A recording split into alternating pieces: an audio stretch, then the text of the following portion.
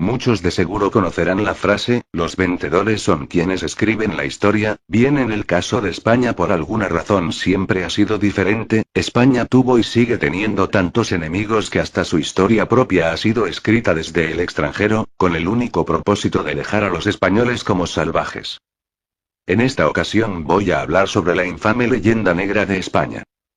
Quizás muchos que están viendo este vídeo no son conscientes del poder que España poseía en el siglo XVI, pero lo diré en forma resumida: España era la mayor potencia mundial del mundo en el siglo XVI.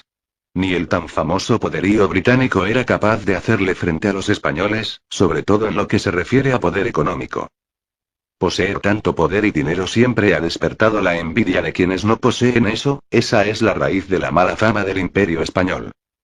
Pero para saber cómo aconteció todo esto es necesario revisar el pasado. En el año 1492 España cambió para siempre. Los dos grandes problemas de España, el Islam y el judaísmo, fueron resueltos. Y con eso España se libró de sus cadenas y fue libre para convertirse en potencia mundial. Pero mientras España se convertía en imperio, Europa había cambiado. Los reyes de España se habían consagrado al catolicismo en una época en que el protestantismo y el calvinismo había roto la unión de los europeos con la Iglesia católica. Movidos por motivos religiosos, los países luteranos despreciaban a los católicos, y siendo que los españoles eran católicos, entonces ellos debían ser seres malvados. Por otro lado, Gran Bretaña veía a España como su más grande rival, debido a que ellos querían a todo el continente americano, pero los españoles los habían superado ampliamente. Es entonces que la maquinaria de propaganda empieza a operar y se publican varios libros en donde se hace alarde de desvelar las atrocidades españolas contra los indios del continente americano. La mayoría de estas historias se basaron en el libro del español Fray Bartolomé de las Casas. Él era un misionero que fue a las Américas, pero vio varias atrocidades que cometían algunos españoles. Para él fue tan impactante que decidió denunciar todas esas barbaridades escribiendo un libro llamado Brevísima, Relación de la destrucción de las Indias. Cabe resaltar que en parte esto se debió a las encomiendas, es decir, que a un súbdito español se le asignaba una determinada cantidad de nativos para que trabajaran para él, y así también los nativos eran alimentados y evangelizados. El problema aquí es que hubo varios casos en que el encomendero español se sobrepasaba y explotaba a los nativos que tenía a su disposición. Además, todo esto sucedía durante las conquistas de nuevas tierras mediante la fuerza militar. Bartolomé de las Casas había sido testigo de esos sucesos y por eso escribió su libro. Cuando se publicó se armó un enorme escándalo en España. La corona española ya había solucionado la situación mediante las leyes de Burgos en 1512, en que se protegían a los indios que estuvieran al servicio de la corona española, pero aún así era imposible detener las muertes de los nativos debido a que España seguía en la conquista del continente. No quiero decirle una obviedad, pero en una conquista siempre hay muertos. Ahora procederé a desmontar varios mitos sobre la leyenda negra de España. Mito 1. Los españoles trataban a todos los nativos como infrahumanos sin derecho alguno. Falso, la realeza española era católica y como tal siempre trató a los nativos americanos como seres humanos. Después de conquistado el continente, la esclavitud de los nativos ya estaba prohibida. Si alguien era descubierto vendiendo a estos como esclavos, su destino era la cárcel o incluso la pena de muerte. Mito 2. Las colonias de España en América. Tal vez esto sorprenda a muchos, pero nunca existieron las colonias en América como tal, sino que en realidad fueron territorios de ultramar. ¿Desde cuando las insignificantes colonias tienen virreyes? Tantas veces en los medios hemos escuchado sobre las colonias, pero es que en verdad eso no es lo que eran exactamente. La realidad es que las tierras del continente americano no solo eran de España, sino que eran parte de España. Mito 3. Los nativos no tenían acceso a la educación en la América conquistada. Ese es otro mito más. Los españoles de aquel entonces llegaron a la conclusión de que los nativos podían aprender y asimilar las mismas cosas que ellos, como el idioma, las matemáticas y demás materias. Los nativos tenían derecho a estudiar las mismas cosas que estudiaban los españoles. Esto es algo que los colonos yanquis nunca hicieron. Ahora hay otro mito aparte que vale la pena desmentir. Se trata sobre el mito de aquellos seres de luz, que conocemos como libertadores. Verán, existe la creencia de que los buenísimos libertadores trajeron la paz y la igualdad al continente después de expulsar a los malísimos españoles, cuando en realidad es todo lo contrario. Una vez expulsados los españoles y haber impuesto las democracias masónicas, fue cuando los nativos perdieron la mayoría de sus derechos. La discriminación se hizo presente en estos nuevos gobiernos de la supuesta igualdad y libertad. Es por eso que se me hace un chiste de mal gusto cuando en la televisión se repite el cuento de que los nativos fueron libres gracias a los libertadores masónicos que expulsaron a los malvados españoles. Nadie a estas alturas parece percatarse que todo fue una jugarreta judeo-masónica en donde los masones al servicio de la judería acabaron con el imperio español. Qué inmensa casualidad que estos traidores a la corona española salieron hasta de las rocas cuando el títere de los judíos Napoleón invadió España.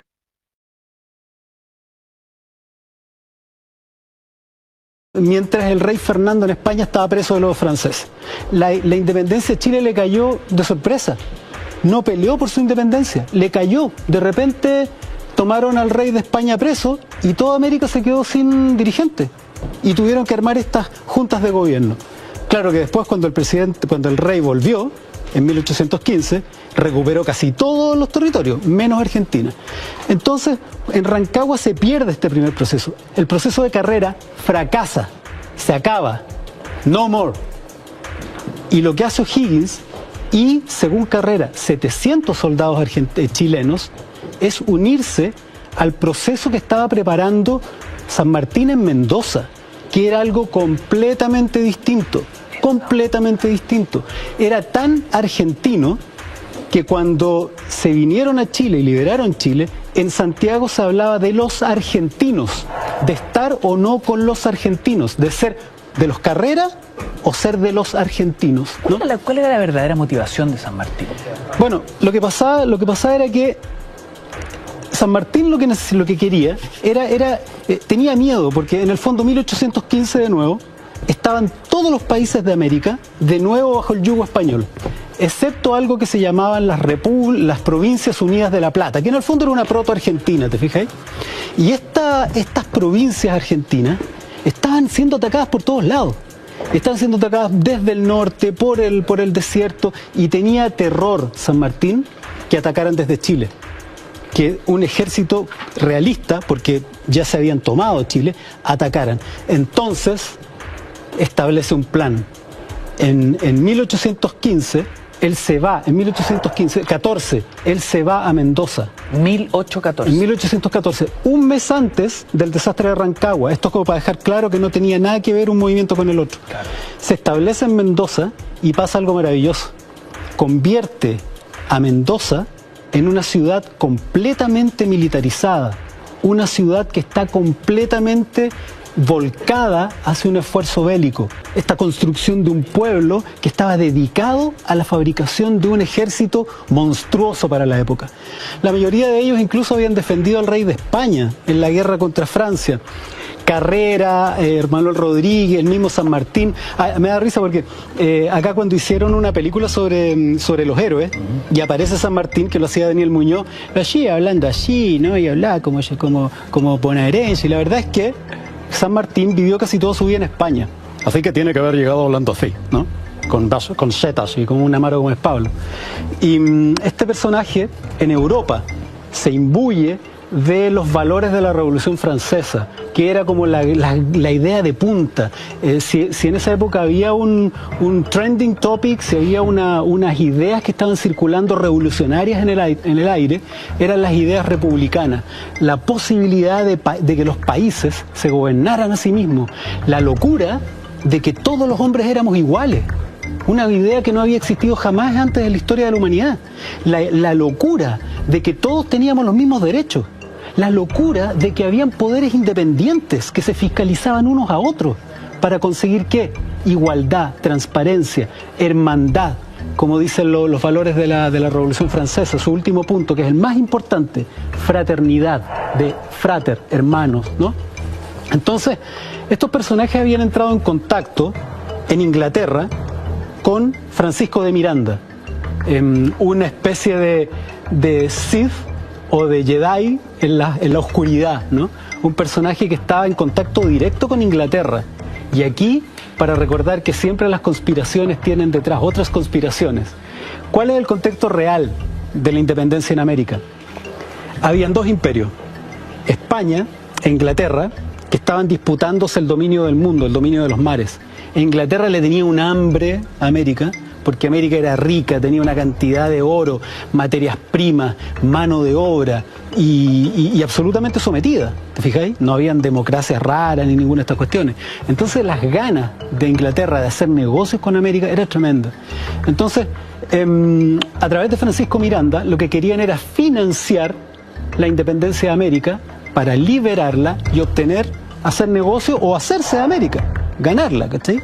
Entonces, Francisco de Miranda, a través de unas logias masónicas, que era la Logia de los Caballeros Racionales de Cádiz y la Hermandad Americana en Londres, educa a gente como O'Higgins, a gente como San Martín, en estas nuevas ideas revolucionarias. Y en 1811, cuando en América había muchas juntas de gobierno, todos estos hijitos de papá finalmente, ¿no? Porque la mayoría eran bien cuiquitos, se vienen a América a mover la revolución, a organizar la revolución y la república. Y San Martín llega en 1812 a Buenos Aires.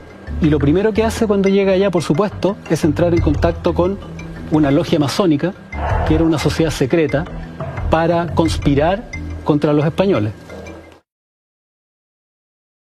El vídeo que acabas de ver resume en gran parte la historia de cómo los masones fueron los verdaderos responsables de la independencia de América.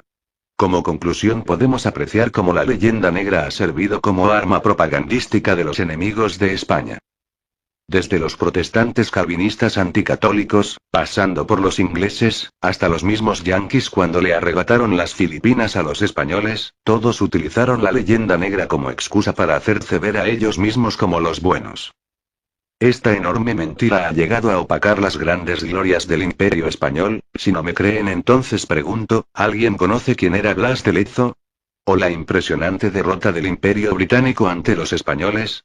Si no lo sabes, pues déjame decirte que eso sucedió aquí en América. Esta épica batalla sucedió en el mar y básicamente la historia trata sobre un valiente español que destrozó a todo el poderío marino del Imperio Británico con tan solo 6 navíos. Los británicos inicialmente estaban tan seguros de la derrota de los españoles que avisaron a su rey de que ya habían ganado la guerra. El rey británico celebró la victoria con euforía. Su sorpresa fue grande cuando unos días después se entera de que en realidad ellos son los que habían sido derrotados.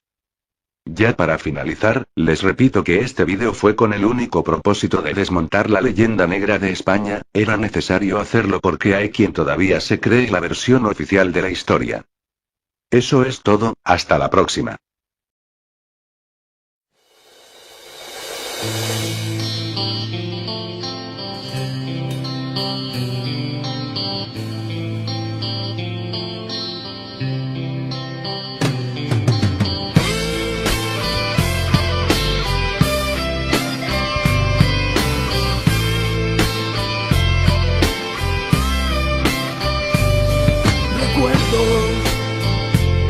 Que me transportan a un pasado muy presente.